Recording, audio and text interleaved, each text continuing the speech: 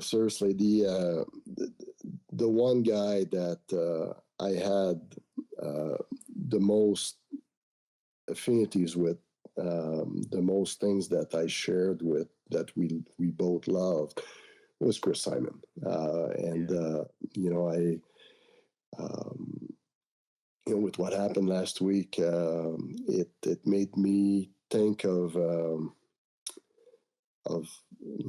those 3 years that I spent with him, and all the great you know times and things that we shared, him and I. But you know, Chris was the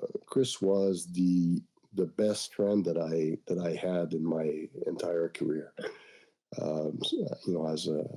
As an NHL player, as a teammate, and what we shared was very simple. Was the love for nature, the love for fishing, being in the outdoors, hunting, and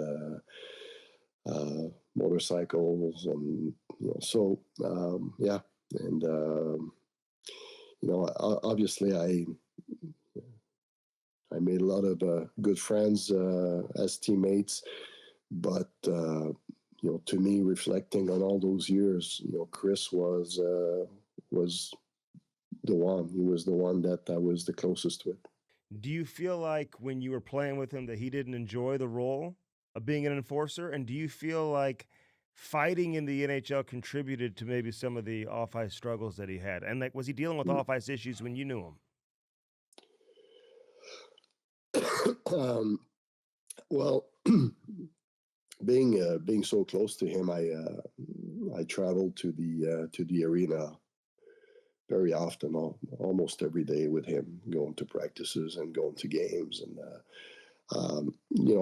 I never saw him being happy of a fight he had, or and and actually, I remember one time we had a discussion about the year that he won in Colorado, and I don't know if you guys remember, but there was a fight. I believe it was in the semifinal against Bob Probert, who was with Chicago, and Chris won the fight, and it had a major effect on.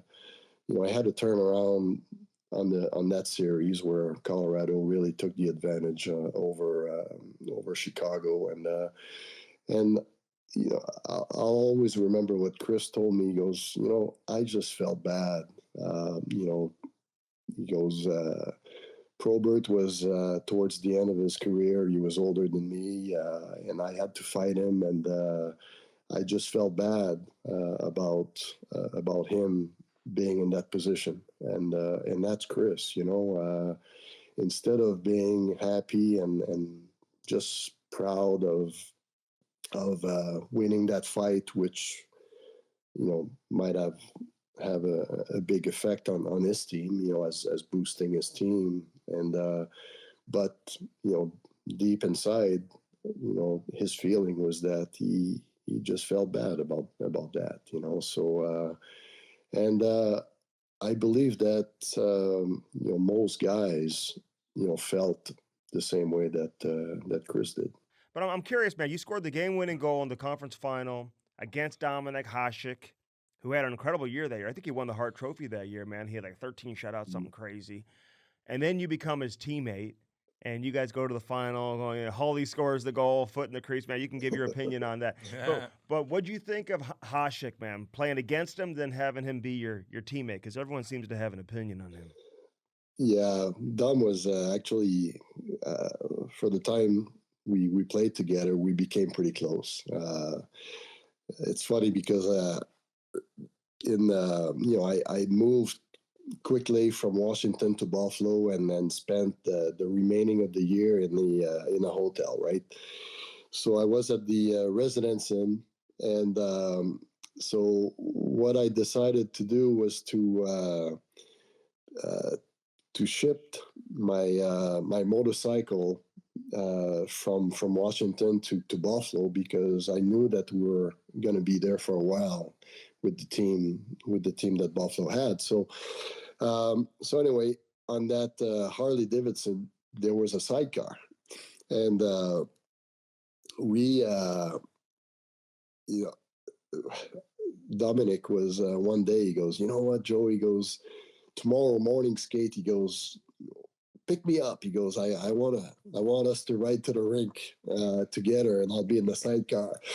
So we're in the final, and we we just drive down to the rink in Buffalo, and we showed up there, and you know that you know when you get to the finals, I mean, there's cameras all over the place all the time, and so.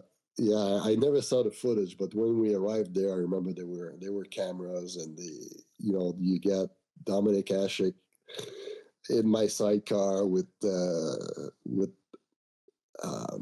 helmet and everything else, and just we just got off the motorcycle, went in, got the morning skate going, and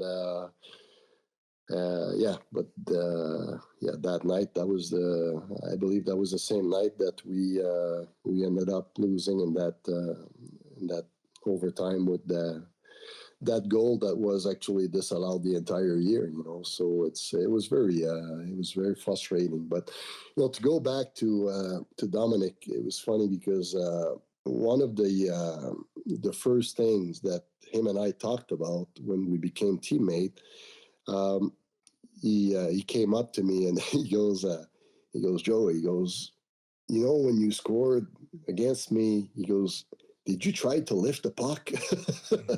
So he remembered the play, and you know, he was. I don't know if you guys remember the goal, or if you saw, I had the chance to see the video, but he stretched his arm, his glove, and he was trying to read where I would go with the puck, and and I guess in his mind was like I was gonna lift the puck, which was something that you know most players, when we do have the time, we that's what we do. We take a rebound, and you have more chance to score if you actually lift it. And Dominic, instead of keeping his arm on the ice, he anticipated me to roof it. So he lifted his mitt a couple inches, and instead of going high, I just pushed it on the ice, and that's the way I beat him. But and it, you know, I realized that in a fraction of a second, he was the type of a goalie who made a judgment on how to stop me being extended on the ice like that. So it's really amazing.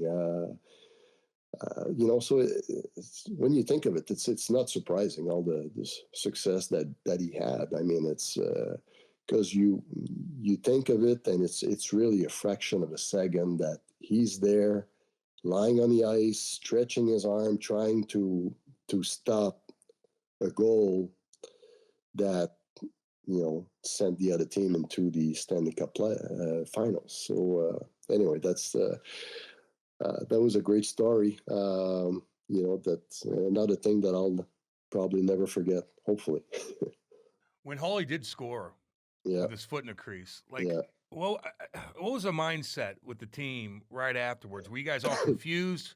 Were you like, wait, let's stay out here and they might reverse this? I mean, like, and then how long did it take for you guys to be like, okay, maybe it is a goal. We're going to accept this. Well, I was on the ice. I was a left wing that shift, and so in our zone, you know, I was in the high slot covering, you know, the defenseman, and then looking down, you see that there's a breakdown down low, and I just tried as quick as I can as quick as I could to get down there and to help, and and got there obviously a little bit too late, but you know that's when Holly got that rebound, and yeah, so I was, you know, I saw that the goal went in, and but didn't focus on the skate.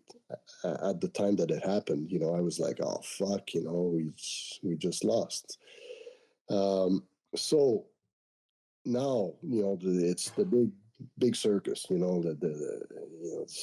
it's like they bring the Stanley Cup on the ice in few seconds, instead of holding on and going to the video and making sure that everything was good. um, and yeah, so anyway, we got back to the bench, and now we see that there's a message going on, and our coaching staff is advised that the goal should not be good. The skate is in the crease, and yeah, we were sent into the locker room almost by force, saying that the game is over and we lost, and then we just got inside and kept going, kept looking at the video, kept looking at TV, and saying the skate in the crease. So yeah, so it was a not a fun moment, but it was very very frustrating.